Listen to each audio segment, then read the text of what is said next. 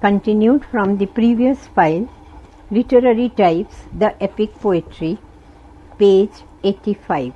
Paradise Lost is composed of 12 books. Book 1 tells that Satan, vanquished leader of the fallen angels, regroups his followers in hell and summons a council to renew vain war with heaven. Book 2 relates that after discussion by the devils, Satan's plan is adopted to plague God by annexing the newly created world. Satan journeys through chaos towards the world. Book 3 relates that from his heavenly throne, God perceives the path of Satan and informs his son of Satan's future success in seducing mankind. The Son of God offers himself as ransom for men. Satan lands on Mount Nephitis. Book 4 tells that Satan contemplates the beauty of the created world. Eavesdropping, he learns of the forbidden fruit from the conversation of Adam and Eve. Adam, the hero, is introduced in this book. The complication is suggested by Satan's entering paradise in the guise of a toad. Book 5 continues the story. On the morrow, Eve relates her dream to Adam and be comforted. After morning prayers, they attend to their pleasant duties in the garden. The angel Raphael is sent by God to warn Adam and Eve. He explains how Lucifer, jealous at the promotion of Christ, incited angels to rebel against God. Book 6. The narrative is carried on through the mouth of Raphael.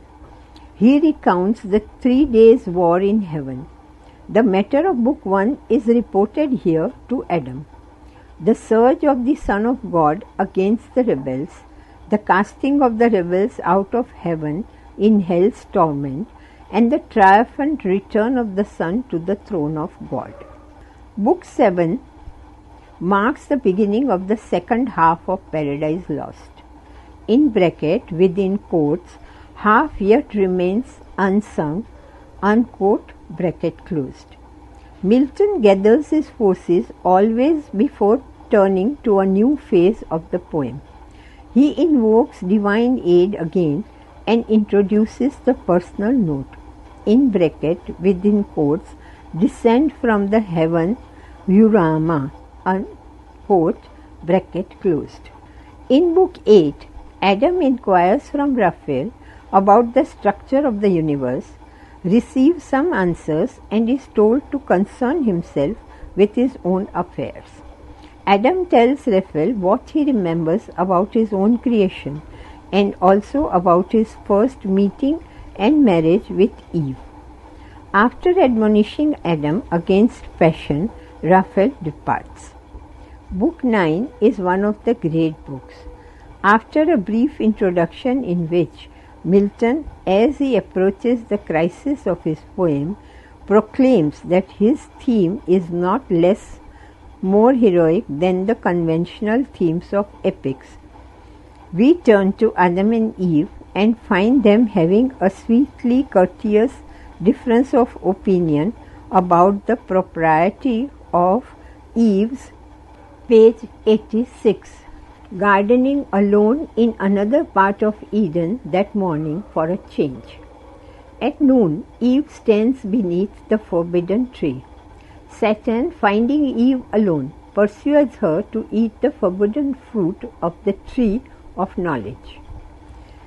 Eve returns as a different person, not the unfallen bride with her innocent display of her naked beauty, but as a woman with a glib and tipsy speech on her lips and a brand of the forbidden tree in her hand. The temptation scene shows Satan as a skilled orator befooling our credulous mother. Adam, knowing better, eats of the fruit in his loving resolve to share her fate.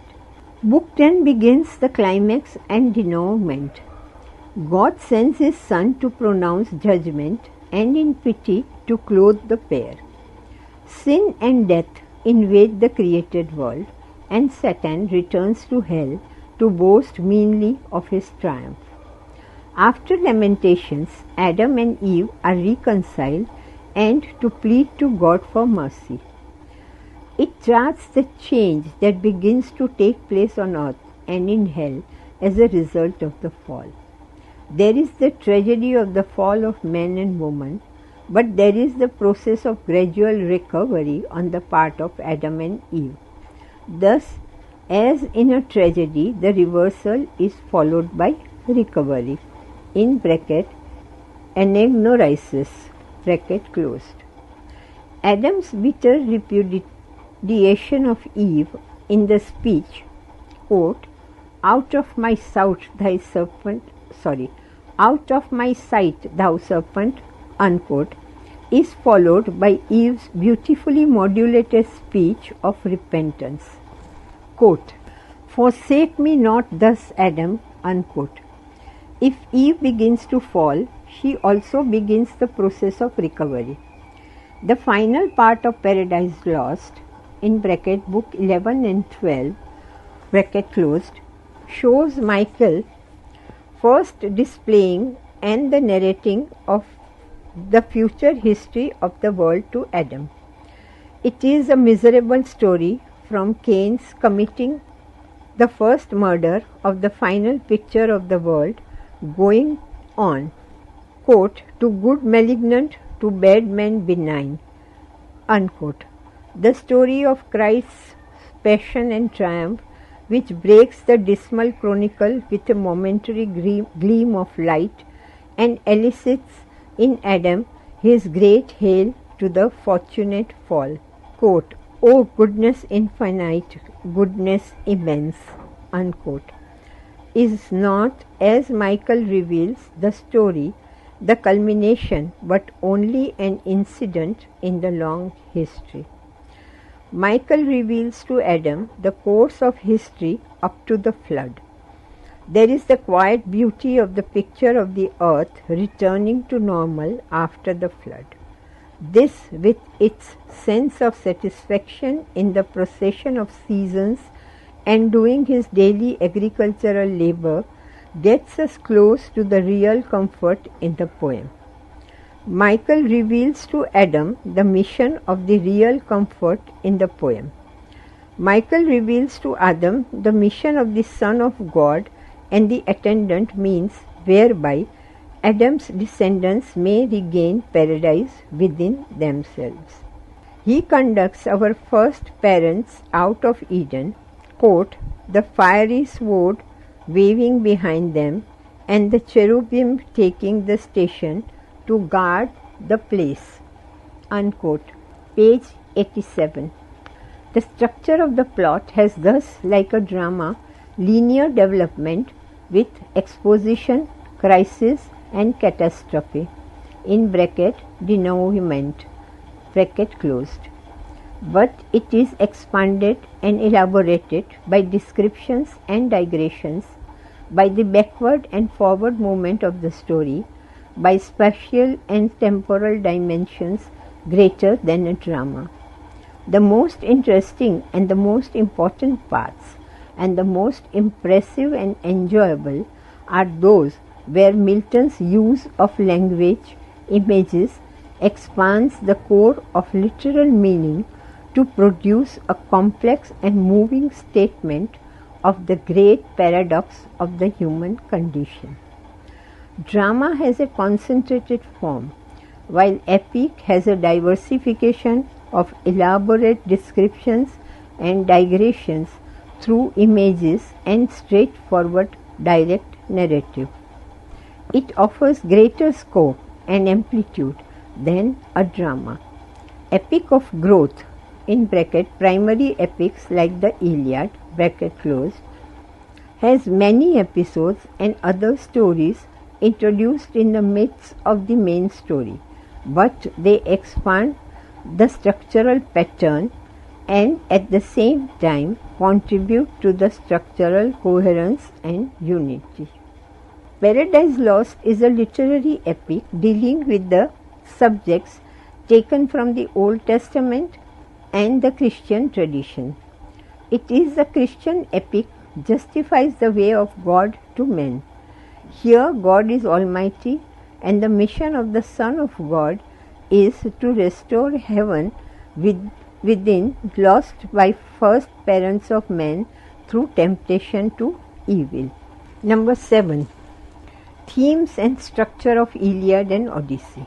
The Iliad, the Odyssey, Aeneid are classical epics belonging to the pre-Christian era. However, the blind poet about whom little is known has written the Iliad and the Odyssey, collecting existing history and legends and combining them into a harmonious whole. Aristotle's theory of epic is based on Homer's epic. These two epics are conjecturally dated 0.850 BC.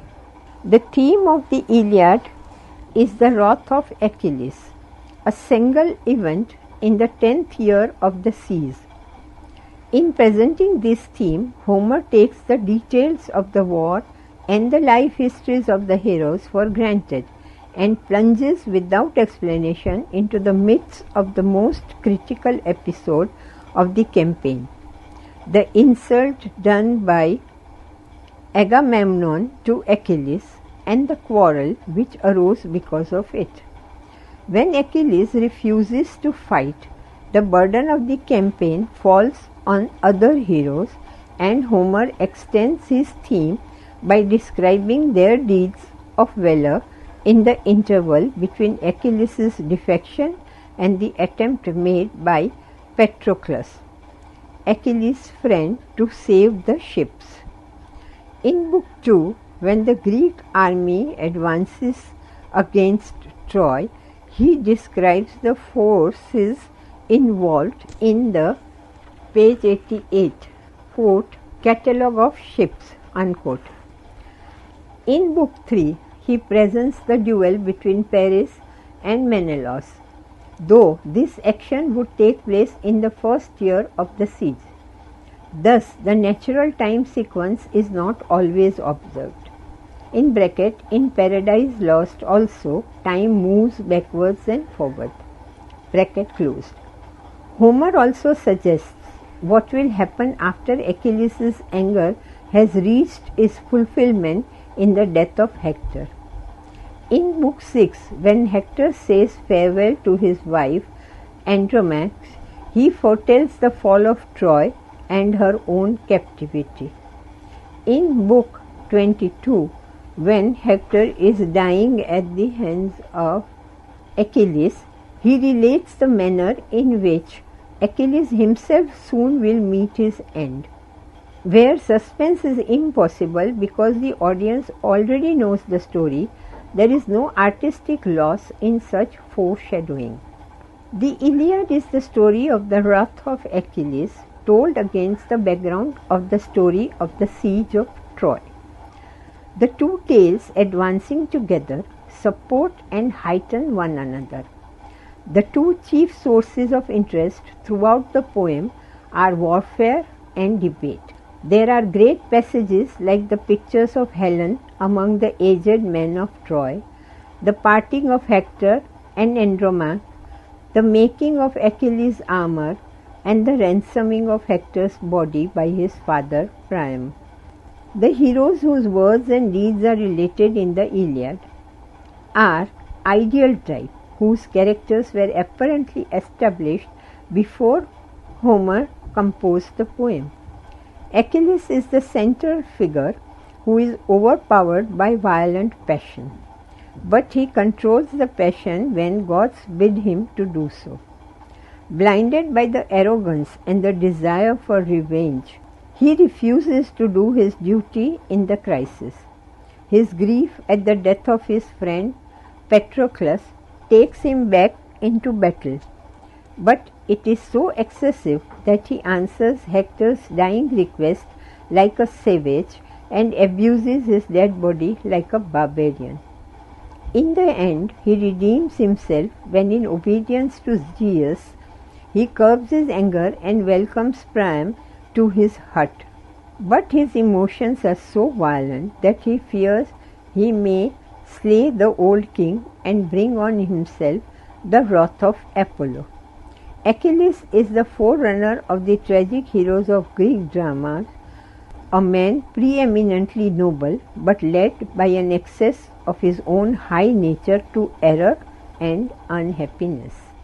Odysseus, the hero of Odyssey, is an ideal type, though much closer to the common man. He does not have the youth and beauty of Achilles, being now in middle age, but he has supreme skill in speech and his listeners hear him with rapt attention. In the Iliad, Odysseus is represented as good in counsel, in battle, cool, tactful, energetic and cunning. In the Odyssey, his chief characteristics are page 89, his longing for his home, his endurance of suffering and the self-control he shows until the moment he is ripe for the destruction of the suitors. It is the story of the return of Odysseus from Troy and of the vengeance he took on the suitors of his wife Penelope. 10 years have elapsed since the fall of Troy. All the Greek heroes have returned home or are dead. Odysseus is detained by the goddess Calypso for 7 years. Penelope puts off the choice of her many suitors by pretending that she must finish the winding sheet of Laertes, in bracket the father of Odysseus, bracket closed, unraveling each night what she has woven during the day. Telemachus, the son of Odysseus, seeks tidings of his father from other heroes who had returned. Calypso is ordered by Zeus to release Odysseus. The latter builds a raft and sails on it for 17 days. The raft is destroyed by Poseidon. Odysseus is cast ashore on the coast of Scheria. He is found by Nausicaa, daughter of the Phaeacian king, and by her help is hospitably received in the palace. In bracket books 6 and 7 bracket close. Odysseus is entertained with the lays of the minstrels Demodocus, love of Ares and Aphrodite, the Trojan horse, the games of the Phaeacians, in bracket book 8 bracket closed. He reveals his name and tells of his adventures since leaving Troy, his adventures with cannibal giants, of his coming to the island Aeaea, where the enchantress Circe turns his companion into swine, but he is protected by the herb Moly given him by Hermes and obtains the restoration of his companion. Odysseus recounts his visit to Hades, where he sees the ghosts of many dead heroes, their wives and daughters. He then tells of his passage by the Sirens and by Scylla and Charybdis. His company killed the cattle of Helios. This sacrilege brings about the destruction by a thunderbolt of his ship and his company. Odysseus is carried in a ship of the Phaeacians to an old beggarman. He learns of the insolence and riotous living of the suitors and reveals himself to Telemachus, who returns from Sparta. Odysseus goes to his house and is recognized by his old dog Argus. Penelope tells her purpose of marrying the man who shall next day string the bow of Odysseus and shoot an arrow through 12 axe heads. Odysseus alone bends the bow and shoots the arrow through the axes. He then kills the suitors with the help of Telemachus. Penelope is convinced by the hero's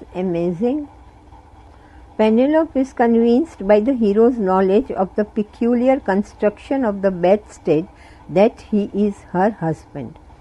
in bracket books 21 to 23 bracket closed. Odysseus makes himself known to his father Laertes. The relatives of the suitors attempt revenge but are repulsed and Athene stops the blood feud. Page 90. The Iliad and the Odyssey are epics describing the exploits of the heroes Achilles and Odysseus. But the author selects one specific incident, the wrath of Achilles and the homecoming of Odysseus after the fall of Troy. In each poem, the action is serious, dignified, of considerable magnitude.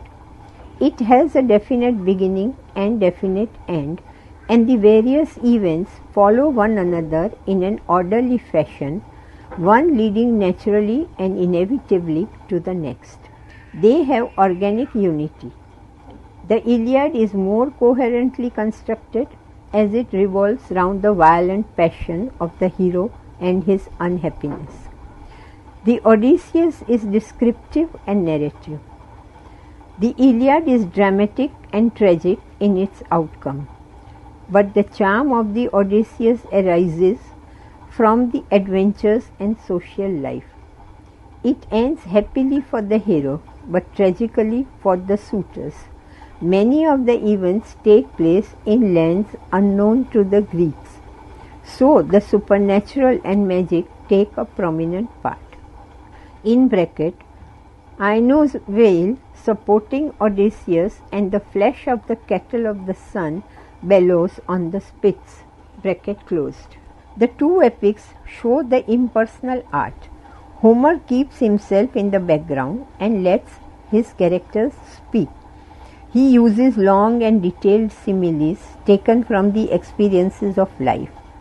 The evening star and the snowstorm, lions, eagles and flies, women wrangling in the streets, and a little girl clinging to her mother's dress. The similes are not decorative but are used to emphasize on action. The blending of divine and human action enhance the interest of the poem. In the episode in which Hector is killed by Achilles, the appeal of Athena to Zeus, the weighing of the fates by Zeus, and the deluding of Hector by Athena are used with great skill to enrich the human story. The epic clearly imply a long tradition of oral poetry. The siege of Troy took place in the 12th century BC. If Homer lived in the 9th century, 300 years passed between the war and the composition of the poems. By this time, many legends and folklore grew about the war. A writer, in bracket, Homer's authorship is doubted by the scholars, bracket closed, gathers up the myths and folk songs and gave a coherent structure. Number 8. Virgil's Aeneid and European epics. Aeneid is the first literary epic written according to conventions, denied from Homer's epics. The poem is a national epic designed to celebrate the origin and growth of the Roman Empire. The groundwork is the legend that Aeneas, after the fall of Troy and long wanderings, founded a Trojan settlement in Latium, the source of the Roman race. It is an epic poem in 12 books of hexameter. Continued in the next file.